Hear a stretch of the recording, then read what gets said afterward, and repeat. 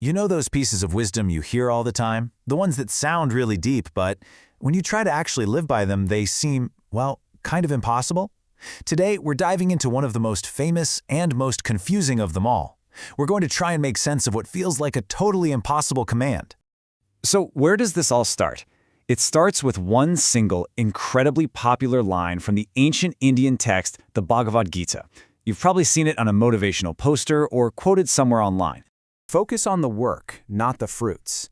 Or another way you might have heard it is, do your best and forget the rest. Now, for some people, hearing this is a huge relief, but for a lot of others, it doesn't make any sense. Right? I mean, how is that even possible? We do things because we want an outcome. We study hard because we want to pass the exam. We go to work because we want to get paid. You text your friend because you're hoping for a reply. The whole idea can feel really weird and just impractical. But here's the twist. What if this verse isn't telling us to be careless or to just act without thinking? What if it's not a command to change how you feel, but more like a roadmap, a description of a fundamental truth about how existence is actually put together? Now that's the key. To really unlock this, we need to understand a super important distinction. Think of it as a tale of two forces that are constantly at play in literally everything you do. And these two forces have names, Vashti and Samashti. The easiest way to think about it is this. Vashti is the individual. It's the me. It's you, the one doing the action. And Samashti, that's the collective. It's the whole, the grand cosmic force that actually puts the results together. Let's break that down a bit more. So, Vashti, this is your domain. It's you. It's the wellspring of all your actions. You have complete 100% authority over what you do, the effort you put in, the words you choose, the care you take with your work. This part and only this part belongs entirely to you. Now, Samashti, it's everything else. I mean that literally, the entire universe that isn't you. This is where the results come from. And this part is so crucial. The outcome of your action is not created by you. It's created by the participation of the totality of everything. Okay, I know this might be sounding a little abstract, a little out there, so let's bring it right down to earth with a simple, modern example that I think will make it all crystal clear. We've all been in this exact situation. Let's use the texting analogy. Okay, step 1. That's you. That's Vashti. You have total control over thinking of the message, typing it out, and hitting that send button. That action is all yours. But step 2, the result?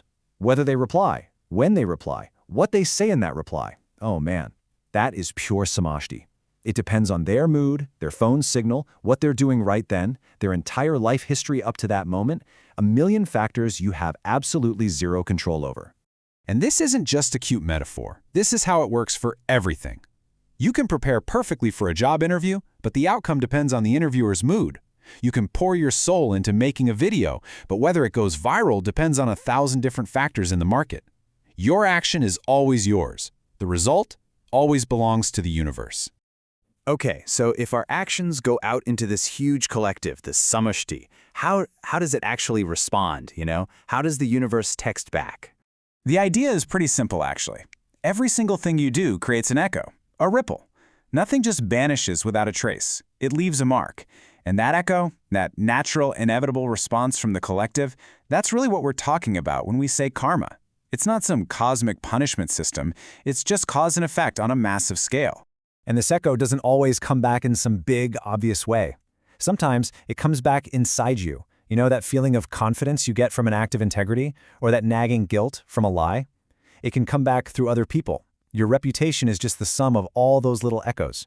And yeah, it can even come back in the circumstances of your life. And here we get to the absolute heart of it. The samashti always replies. The echo is guaranteed. But, and this is the part that sets you free, how it replies, when it replies, and what that reply looks like is totally, completely, 100% none of your business. When you can really, truly internalize this separation between your action and the universe's result, it brings this incredible feeling of psychological freedom. It's like untying a knot in your stomach that you didn't even know was there. See, here's the mistake we all make, all the time. Our ego jumps in and claims ownership over something it had nothing to do with creating. The ego looks at a result that was assembled by the entire cosmos and says, I succeeded, or just as often, I failed. But the truth is, you didn't succeed or fail. You just acted. That's it. The rest of it, the outcome, was put together by the samashti, by countless forces way, way bigger and more complex than you could ever imagine. And this, right here, is where the freedom is. You act. You pour everything into your action because that is the one and only thing that is truly yours. And then you let the results come as they may, knowing deep down that they were never really yours to control in the first place. You can finally let go of that massive burden. So I'm going to leave you with a question to chew on. If you could really embrace this idea that your only job is to act with your whole heart and the results are up to the universe, what would you try to do? What could you create if you were truly, deeply, and completely free from the fear of the outcome?